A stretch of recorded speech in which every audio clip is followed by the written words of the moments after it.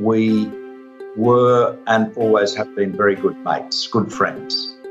And that's really important. So we like doing things together, not just walking, cooking, talking, watching television, pretty much anything. And we just like being in each other's company. From a DIY podcast studio in my house to your ears, wherever they may be, I'm Mia Friedman, and you're listening to No Filter. Malcolm Turnbull is my guest today, and he's really one of the most interesting, written about and gossiped about figures of our time. He's the boy raised by a single dad who goes on to be Prime Minister of the country. Yet, just like the last few Australian Prime Ministers, his story was pretty rudely interrupted by internal party politics, and now Malcolm Turnbull is no longer the Prime Minister, and he is a citizen again. He's not signing bills into law, he's not having to fight for his political survival every day. He can do whatever he likes. So for now, he's written a 700-page book called A Bigger Picture about his life and his work and the drama of being Prime Minister. I've been told the audiobook is the best way to experience it, actually. Apparently, he does a brilliant Christopher Pine impression. Beside him through the ups and downs of his incredible life has been his truly beloved wife, Lucy. It's actually rare to have a conversation or hear any interview with Malcolm without him bringing her up or quoting her. It's like he still can't quite believe that she agreed to marry him. It's a beautiful love story. Malcolm's already been in the No Filter chair during the time when he was Prime Minister. He told us back then the origin story of him and Lucy, but it's been 3 years since that chat and a lot has changed. He's really been through it. What was the lowest moment of his political life, I wanted to know? Why didn't he seek out therapy for his depression? How did being abandoned by his mother when he was a kid go on to affect his views on marriage and parenting and women? And what has his adult daughter taught her dad about women? How did he and Lucy, most importantly, become couple goals? I hope you enjoy this really special chat on No Filter with our former Prime Minister, yes, but really with the man, Malcolm Turnbull. Malcolm, why aren't you our Prime Minister anymore? I was defenestrated in August 2018. So as to why that coup occurred, it was a group of people, both inside the party and outside the parliament, who wanted to get rid of me because they felt they didn't control me. I think clearly I wasn't one of them. So they took the opportunity to blow up the government. What was your proudest achievement during your prime ministerial years? Well, I don't sort of rank them. I mean, there was a lot of things I got much more done, Mia, than I thought I would, to be frank with you. And, I sometimes see in the press, people say, Turnbull didn't get anything done. I mean, that's just such nonsense. I mean, obviously legalising same-sex marriage was an enormous historic achievement. That there are these big social reform, women getting the vote, years ago, the 67 referendum, abolishing the White Australia policy, this marriage equality. These are massive reforms, and they're rarely easy. And this one was particularly complex, as I describe in the book. So I'm pleased about that. But getting Snowy Hydro 2.0 underway, reforming the tax system, both income tax and company tax, while the company tax was only partially complete. All of the international, keeping the Trans-Pacific Partnership alive after Trump left. That was literally nobody gave me any prospect of success at all there. It was the universal opinion in official and unofficial circles and in the media here was that I was flogging a dead horse. You write in great detail about the coup and those last few days. When you think back to that last 24 hours, what are your sense memories of that time? Was it shock? Was it anger? Was it how do you look back on that, on those 24 hours now? Well, I wasn't angry. Anger, I can be angry, but how could you not be angry? Yeah, well, there's no point being angry there, Mia. It was just I had to be very careful and calculating in terms of understanding the risks. I was shocked. I didn't believe until it was really quite late that cabinet ministers would act as irresponsibly and destructively as that. Was there a single lowest moment? I think it was the lowest moment was probably in that week, probably the lowest moment was probably the night before, the Thursday night, when I sort of felt the die was pretty much cast. I hadn't completely given up hope, but I just felt so bad about it because I thought, I just thought that I wasn't thinking about me. We had a drinks party, like a party, more like a wake at the lodge for my staff.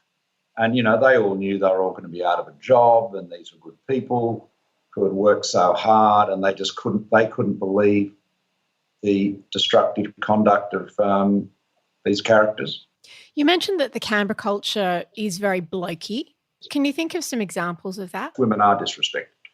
But I think most importantly, or most notably, Mia, the culture in Canberra with respect to women and men and their relations and respect is more reminiscent of the corporate culture 30 or 40 years ago. I'm old enough to remember corporate culture in the 1980s. And Canberra is extraordinary. I mean, the fact that people felt there was nothing wrong with having sexual liaisons with people who work in your office. Now, I'm not a prude. I wasn't being moralistic. Put all that aside. But it's obvious. I mean, how long has it been acceptable for a manager, to be having a romantic relationship with someone who works directly for them? I mean, that's been out of order. Well, I know because I've worked for big global firms. That's been out of order for 30 years. And it is clearly in an area where everything is so visible. I mean, there's a difference between being the managing director of, Consolidated Widgets and being the Prime Minister or the Deputy Prime Minister or a Cabinet Minister. I mean, the latter has got so much more profile. So it just was not very evolved. It's really an issue of respect. And this was originally something Lucy said, I have to say, but I have repeated it 1,000 times. Not all disrespecting women leads to violence against women, but that's where all violence against women begins. You've got to have a culture of respect, and I don't think that is sufficiently well developed in Canberra. I mean, if you talk to Julie or you talk to Kelly O'Dwyer, for example, that they may express themselves in a somewhat different way to me, maybe not quite as bluntly, but I don't think they'd argue with what I've said. I want to talk to you about the women in your life, actually, because the beginning part of your book I found really moving when you talked about your childhood and your upbringing. And I want to talk about your mother, your wife, and your daughter. Okay. You also have a son, but I'm really interested in the influence that each of them have had. And your mother left when you were really young. She walked out, moved to New Zealand, and started a new life without you. And how old were you, and what story did you tell yourself about that? She was gone by the time I was 10, but she was fully gone by the time I was 10, but she was started to leave was leaving when I was 9. My father was determined to ensure that I did not resent her, right? And he did everything he could to persuade me that she loved me more than any mother had ever loved any little boy in the world. He never said a harsh word or a critical word about her. You know, he was very restrained. And so he sort of fooled me / brainwashed me / told me what I wanted to hear and believe, so that I didn't actually ever get angry or resentful towards her. But gosh, it was a massive exercise in self-restraint on his part. When did you realise how he'd gilded the lily and how he'd really been pretty selfless in the way he'd protected you? You know what? Not until I was an adult. It was really only, I would say, when I'd got into my 20s and, you know, around the time I got married to Lucy, and I started to, you know, grow up a bit and, you know, realised what an what an amazing job he'd done. I was sort of pretty awestruck by his salesmanship. Before he died, did you ever get to talk to him about that? No, we never did. I mean, it was just to be clear. I mean, Coral's conduct. Coral was a brilliant mother, right? Until she left. Until she wasn't. Yeah. She was a brilliant mother until she wasn't. So when she left, we were living in a flat in New Southhead Road in Vaucluse, flat 290 New Southhead Road. And my parents had bought it, but Mum had put up most, if not all of the money for it. And when she left, it was sold. She took the proceeds. The furniture vanished. There was, apart from my bed, I can't remember any furniture staying, actually. So, that was a bit rich if you think about it. And so Dad had every reason to, and then of course leaving me here. And so it was all a bit baffling. And so it was funny, because he kept on telling me that she'd only gone away to do a PhD. She was coming back, and she would come back and visit occasionally, because she used to come back and do some broadcasting work, to when she was living in New Zealand, and do, Beauty and the Beast on television. And she used to do a radio show with Ellis Flame and, generate some income. So she was sort of back and forth a bit. And I didn't really appreciate what was going on until I went over to visit her when I was about 10. Maybe I was 11, 10. I think I was getting, because my birthday's in October, so it would have been when I was in 5th class. Dad had arranged with Mum that when I went over there, her new partner, a guy called John Salmon, would not be living in the house, right, that they were living in. And I've seen the correspondence, right? So, and she'd agreed to that. And so the idea was that he was going to, stay in a flat around the corner and, no doubt come and visit. And anyway, so that was all agreed. I get off the plane at Auckland Airport, and the first thing Coral says to me is, "Darling, Professor Salmon and I are getting married." Oh. I didn't even know my parents were getting divorced, right? Oh, God. So it was. You thought she was just doing a PhD and was coming home soon. I look, we've all, children, grown-ups, all of us have got the ability to believe what we want to believe, okay? And I definitely was believing what I wanted to believe. Losing her was just a terrible, terrible blow. And Bruce knew that. And that's why he was so fastidious about making sure that I didn't ever resent her. So, there it was.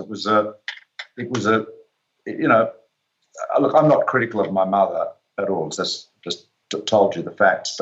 But what my father did was quite remarkable. Very, very few people in a divorce situation have got the discipline to do that. I was going to ask, you're obviously someone who has got deep respect and affection for women, and not in a, there are some men who like women in quote marks, but more the sort of the playboy type. You or have always come across as someone who enjoys the company of women and respects women. And I can't help but think that your father had to have been instrumental in teaching you that, either overtly or subconsciously. Yeah, well, my father was not a good role model in terms of monogamy. He was a complicated love life, as I've described briefly and discreetly in my book, but which was quite interesting living with him as a young man. I mean, he was not suited to matrimony, put it that way. But that's a really interesting question, Mia. But you're right. I am absolutely believe that respect is the key, and I've never understood the sort of mindset of men who want to disrespect women, but also, it's as though some men want to feel that they must demonstrate that they are superior simply by reason of their gender. And it's, I mean, I honestly, I've over the years, I've worked with, many women in every conceivable line of work. And, of course, my greatest, partnership, whether it's in love, in family, in work, of course, is with Lucy. But it's, again, quoting Lucy again, let me give you another good insight. So Luce, some years ago, was giving a speech, I think at Waverley Council on a United Nations Women's Day event, and the audience were mostly women. And she said to them, look, what we have to do as mothers and grandmothers is make sure we bring up our sons to respect the women in their lives, their sisters and, their mothers and their aunties and cousins and all that sort of thing.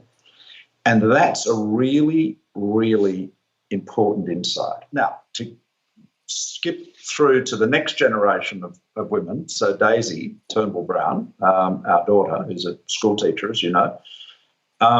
So Daisy, years ago, when Jack was maybe 4, something like that, so a few years ago, maybe he must have been, maybe he was 3. Anyway, he was a little guy. And he comes home and he says words to the effect of, girls aren't good at sport. So some little friend of his has told him that. And Daisy, instead of rousing at him and saying, oh, that's wrong, she, of course, teaches at a girls' school, and a lot of her girls play Aussie rules. So she takes Jack down to Trumper Park and watches the girls, the like Eastern Suburbs Bulldogs Aussie rules team, in which a lot of her girls from St Catherine's play. And so Jack is just awestruck. All of this football, the girls are running and kicking and catching and all of this stuff. And so the first time he actually saw boys play Australian rules, or men, was when we took him to a Swans game. He thought it was just a game for girls.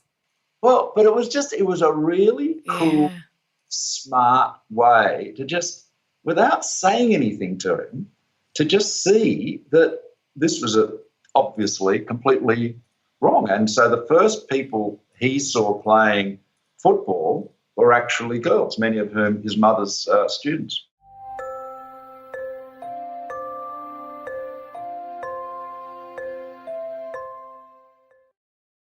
What's Daisy taught you about women? Oh, well, Daisy is she's very like her mother. I mean, they look alike to the extent that when Daisy used to live at Potts Point, often in a flat up there, often sort of ladies, often older ladies would come down the street and say, hello, Lucy. Daisy would say, no, it's Daisy. And then she decided, who cares? Lucy, Daisy. They think I'm Lucy. So they look alike. They're very similar. Daisy is such a passionate teacher. She is so committed to teaching, to pedagogy. She's very, very well trained in it. She's got several degrees and is just so devoted to her students. What is Daisy? Daisy has just taught me about the determination and passion for the students she has. I mean, she's full of love. Both she and Lucy are such loving people. They've just got huge hearts, and they're full of unconditional love, and that is how can you be anything other than entranced by that? I mean, I found both of them. I love my family so much, but Lucy and Daisy have both got great senses of humour. They both make me laugh, and I'm always happy when I'm with them. Right? Do they both take the piss out of you a little bit? Because adult daughters are able to get to say things to their fathers that no one else can say, including sons. Yeah, I think that's probably true. I mean, Daisy is Daisy. I don't know. Yeah, Daisy's. She's got a very light-hearted side to her and very droll. I mean, there's a great moment during the the whole struggle to legalise marriage equality. And, we went with this postal ballot, which, a lot of people were very critical of. Some people said, oh, this is a disaster. The young people don't know what letters are. They don't know what letterboxes are. They won't vote. Daisy's observation was, she said, oh, I'm not so sure about that. Young people have very good eyesight and letterboxes are red and generally on street corners. It just cracked everyone up. It was just so, and I quoted that. I just took that. I said, right, that's it. You're going to hear that again and again. So it turned out to be absolutely right.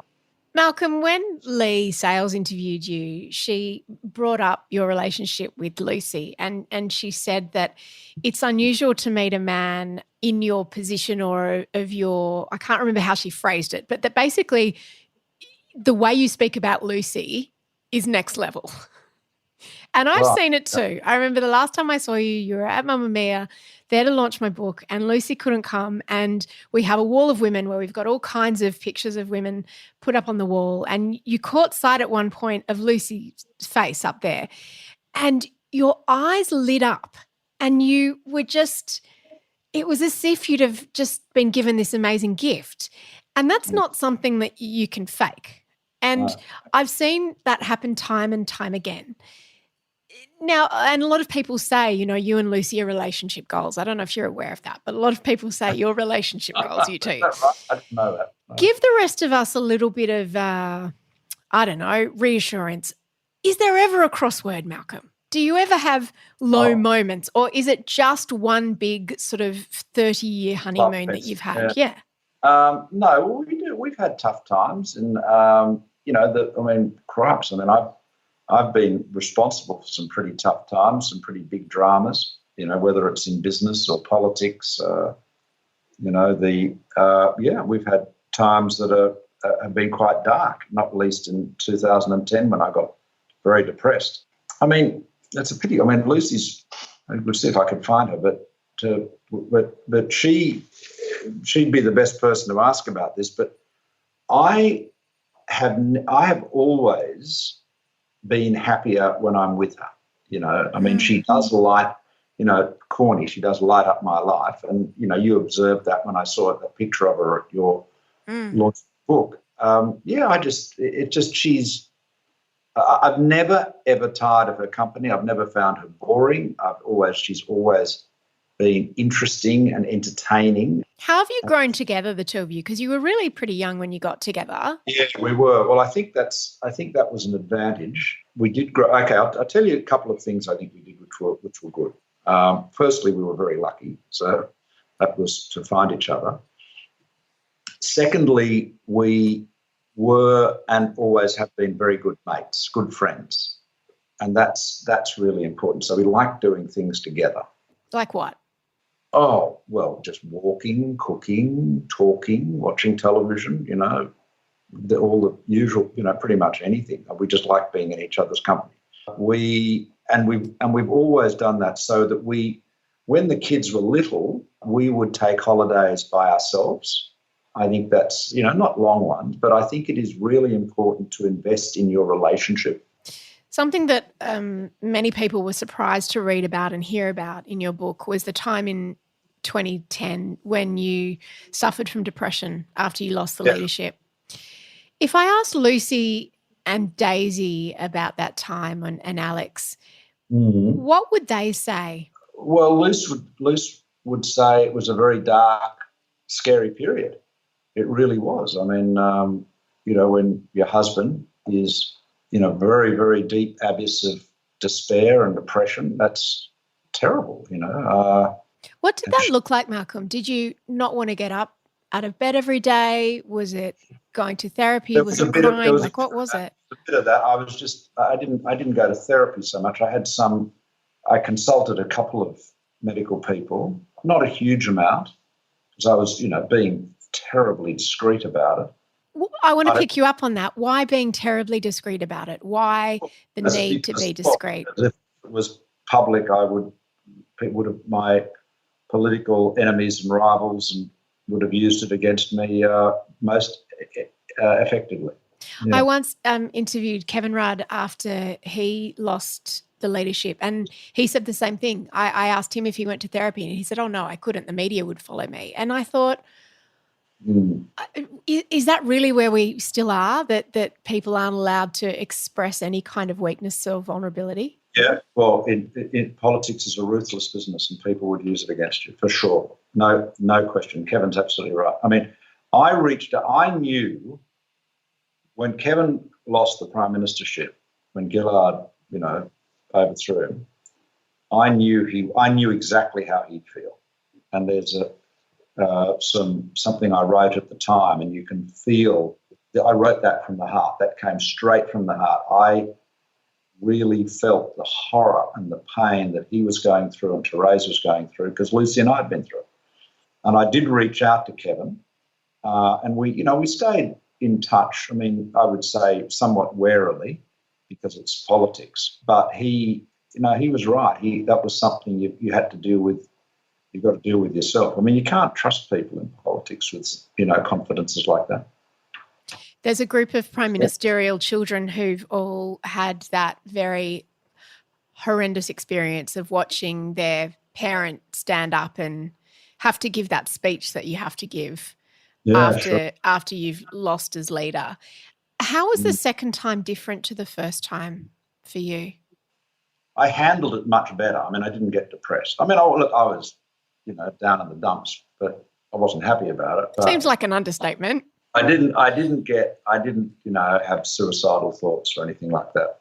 I knew when I became Prime Minister that I would not be Prime Minister forever.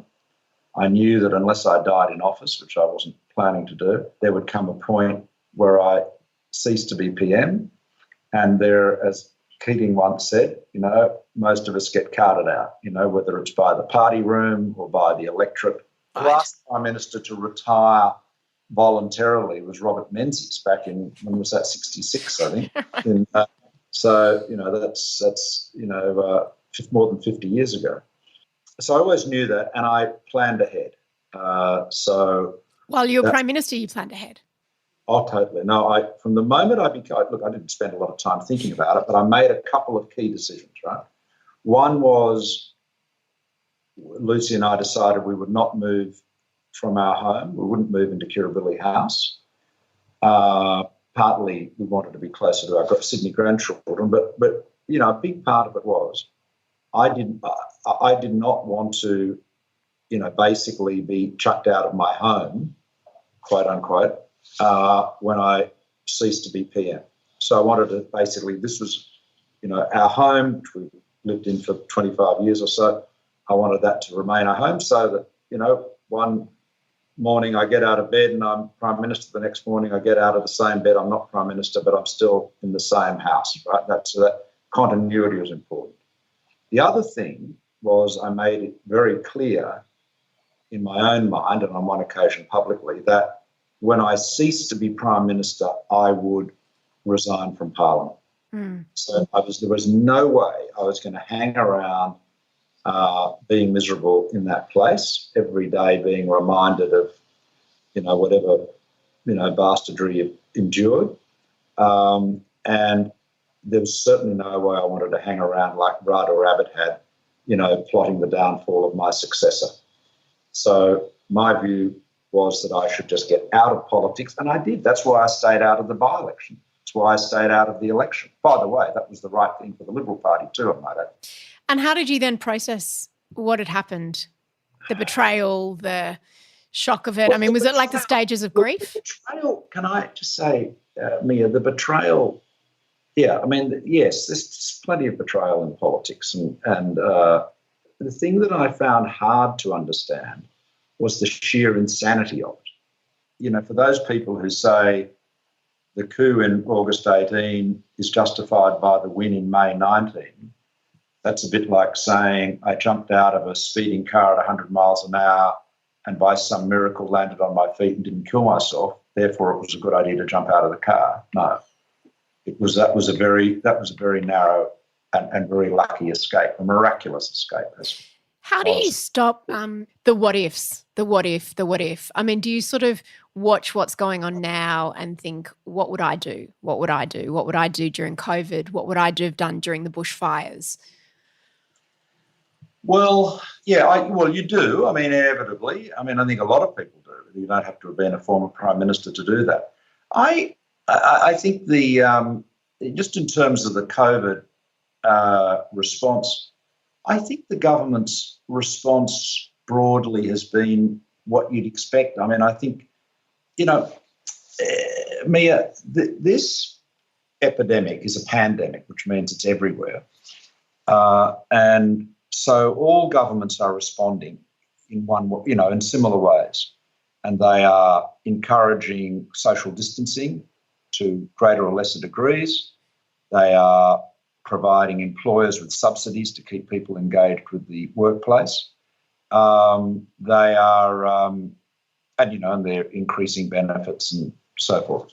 So there's nothing that we're doing that is remarkably unusual, unorthodox, or particularly unique. And that's, in a sense, that's one of there are no advantages in a pandemic, but one of the few advantages is that because so many countries and jurisdictions are suffering from it, you can actually see who's doing what and, what's working, what hasn't worked, what you don't want to do, and follow it.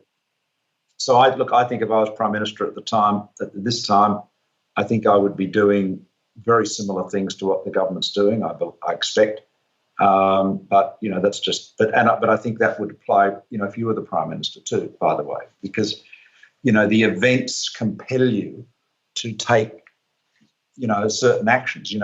Do you want to subsidise millions of people to stay employed for X months, or do you want to have them all on the dole queues? Well, it's kind of obvious, isn't it? What you're going to do. Just finally, there's a tendency among people who have grandchildren to become really boring when they talk about them. And my parents actually have a rule among their friends that everyone's only allowed to show one photo of each grandchildren at the beginning of each social occasion. Otherwise, it just goes on for hours and hours. Particularly with smartphones. Yes. So, because no one else's grandchildren are as interesting to you as yours. But tell me, you seem to be someone who really has found a new lease on life by being a grandparent. Like, what is it that you love about it, and what do you do with your grandkids? All sorts of things.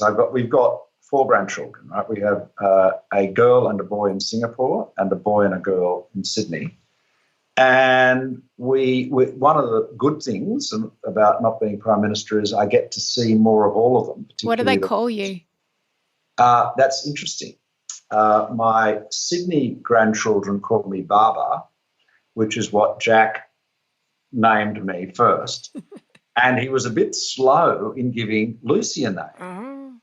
And so he finally called her Gaga, and she said, right, I'll take that. I said, do you really want to be called Gaga by your grandchild? Absolutely, as in Lady Gaga. Very, Gaga. Very nice. So it's Baba and Gaga in Sydney. In Singapore, however, Alex's wife, Yvonne, is Chinese, and the kids are bilingual in Chinese and English. And in Chinese, they have different words for the paternal and maternal grandparents. And so as the paternal grandfather, my name is Yeye. So I am Yeye in Singapore, but Lucy is also Gaga in Singapore. So she is a international Gaga, whereas I'm only a domestic Baba, because in Chinese families, Baba is the name for dad. Would your family say you're happier out of politics? Well, I was happy, and to be honest with you, I was very happy being Prime Minister. There's never a bad day to be Prime Minister. You can have days that are better or worse, but I really loved the job, and I was always, I loved it.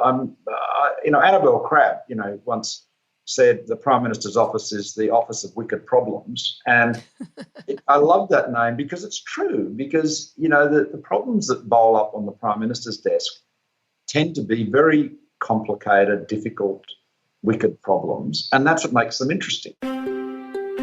I can't wait to see what Malcolm does next. His book is called A Bigger Picture. It's actually a pretty rollicking read. I've read a few political memoirs, and this is definitely one of the best. You can get it at your local bookshop, and please support your local bookshops whenever you can. And as with everything Malcolm does, it's already been a monster success, selling out its 45,000 print run in a few days.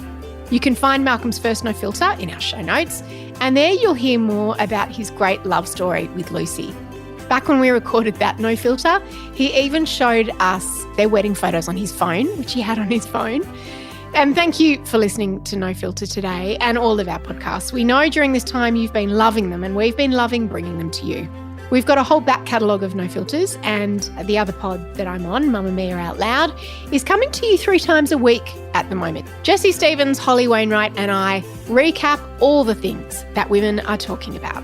It's one of the most fun times of my week, apart from this, of course, and I hope it is of yours too. Until next time, friends,